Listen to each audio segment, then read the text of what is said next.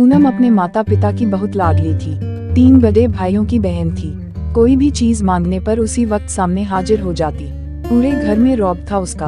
पूरे परिवार और नौकरों पर राजकुमारी की तरह हुक्म चलाती थी पूनम। स्कूल में भी पूरा रौब था उसका। बड़े घर की लाडली जो थी वह। ऐसे ही उसने कॉलेज में दाखिला लिया। उसके ठाठ बाट, बड़ी गाड़ी में आना जाना, हर दिन नया फैशन देखकर हर कोई उससे दोस्ती करना चाहता था। थोड़े ही दिनों में उसके बहुत से दोस्त बन गए। पूरे कॉलेज में उसकी अपनी ही एक पहचान थी। इन दिनों उसके घर एक रिश्ता आया। खानदानी लोग थे और पापा की पुरानी जान पहचान थी उनके साथ। पूनम के साथ कोई जबरदस्ती नहीं थी, पर पूनम ने फिर भी हाँ कर दी, क्योंकि वह अपने परिवार से बहुत प्यार करती थी। वह जानती थी कि वह लोग उसका अच्छा ही सोचेंगे। लड़के का नाम मेहुल था। मेहुल काफी पढ़ा लिखा और समझदार लड़का था। ससुराल वाले भी बहुत अच्छे थे। ससुराल में पूनम की जगह वैसी ही थी जैसी कि मायके में। कोई भी कार्य पूनम की सलाह के बिना नहीं होता था। सबकी लाडली बहू बन गई थी वह। फिर उसके घर एक बेटे का जन्म हुआ। सुरेश पूनम को जान से प्यारा था। पोता पाकर ससुराल वाले तो फूले नहीं समाते थे। पूनम कभी कभी सोचती कि उसकी किस्मत कितनी अच्छी है। उसका हर अपना उसे कितना प्यार करता है। चाहे जीवन में कैसा भी समय आए, मेरे अपने हमेशा मेरे साथ हैं। मैं कभी अकेली नहीं हो सकती। कितनी खुशकिस्मत हूँ मैं। पर शायद पूनम की खुशियों को उसकी अपनी ही नजर लग गई थी। एक दिन वह मायके जाने की जिद कर बैठी। मेहुल को बहुत काम था, लेकिन वह फिर भी उसे ले गया। रास्ते में उनकी गाड़ी अन्य गाड़ी से टकरा गई। पूनम, मेहुल और सुरेश बहुत बुरी तरह से जख्मी हो गए। काफी दिनों के इलाज के बाद मेहुल और सुरेश तो ठीक हो गए, लेकिन पूनम पूरी तरह ठीक ना हो सकी। सर पर चोट लगने के कारण वह अपनी आंखों की रोशनी खो बैठी।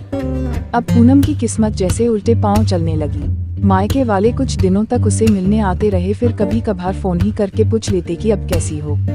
धीरे धीरे ये सिलसिला भी कम हो गया। ससुराल वालों की सहानुभूति भी कम होने लगी। घर में किसी को पास बैठने के लिए कहती तो जवाब मिलता, बहुत काम है, अब तुम भी हाथ नहीं बंटा सकती। मेहुल भी चिचिड़ा हो गया था। बस सुरेश ही था उसके साथ, जिसके साथ हंसते खेलते उसका वक्त गुजरता।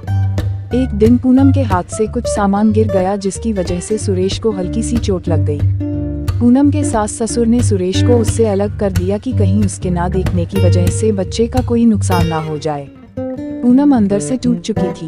एक दिन उसने सबके सामने मायके जाने की इच्छा रखी तो मेहुल उसे तुरंत मायके छोड़ आया, जैसे कि वह भी यही चाहता था। लेकिन सुरेश को उसके साथ नहीं भेजा गया।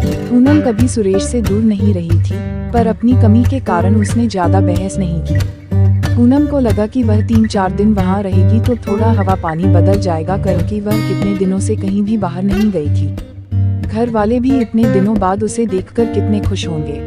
पूनम के घर पहुंचने पर सब लोग बहुत खुश हुए। खाने में सब कुछ पूनम की पसंद का ही बना था। उसने अपने मम्मी पापा और भाई भाभियों से दिल खोलकर बातें की। उनके छोटे छोटे बच्चे भी बुआ के साथ घुल मिल गए थे। रात को सोने के वक्त जब वह कपड़े बदलने लगी तो उसे पता चला कि उसका बैग तो बहुत भरा हुआ था। वह सब समझ गई। वह बहुत उदास हो गई। कुछ दिनों तक तो सब ठीक रहा, फिर जैसे सब बदलने लगा। सबका व्यवहार बदल रहा था। वह लोग जैसे थक चुके थे उससे। सब लोग घुमा फिरा कर पूछने लगे कि मेहुल कब आ रहा है उसे ले जाने। वह बहाना बना देती, जबकि वह जानती थी कि उस घर में अब उसके लिए कोई जगह नहीं। पूनम से चलते वक्त कुछ ना कुछ नुकसान हो जाता। थोड़ी बहुत टोकाटाकी उसे सुनाई देती, वह टाल देती। एक दिन उसके हाथ से लगकर एक कीमती फूलदान टूट गया। छोटी भाभी ने बहुत हंगामा मचाया। पूनम के माता पिता रोज रोज के झमेलों से तंग आ गए थे। उन्होंने मेहुल को खुद से फोन कर दिया। मेहुल पूनम को अपने घर ले गया। पूनम को अपने परिवार वालों से ये उम्मीद ना थी, जिस पूनम के कहे बिना घर में एक पत्ता भी नहीं हिलता था। उस घर के लिए वह अब बोझ बन चुकी थी। दोस्तों, कैसी लगी आपको हमारी कहानी? अगर अच्छी लगी तो चैनल को सब्सक्राइब कर दे। आगे भी हम आपके लिए अच्छी अच्छी कहानियां लाते रहेंगे।